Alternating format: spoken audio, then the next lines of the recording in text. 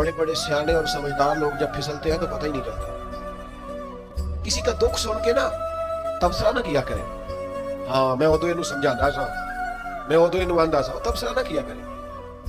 بڑے بڑے سیانے اور سمجھدار لوگ جب پھسلتے ہیں تو پتہ ہی نہیں چلتا. جب تقدیر کا لکھا غالب آتا ہے تو لوگوں کو سمجھ نہیں آتی. صبح کے تخت نشین شام کے مجرم ٹھہرے, ہم نے پل بھر میں نصیبوں کو بدلتے دیکھا. کوئی پتہ چلتا ہے حالات کا بگڑ جاتے. بجائے اس کے کہ لوگوں کے آنسو پوچھے جائیں لوگ تبصرہ کرتے. بجائے ایسے کہ غربت میں پریشانی میں ساتھ کھڑا ہوا جائے لوگ تنقید کرتے.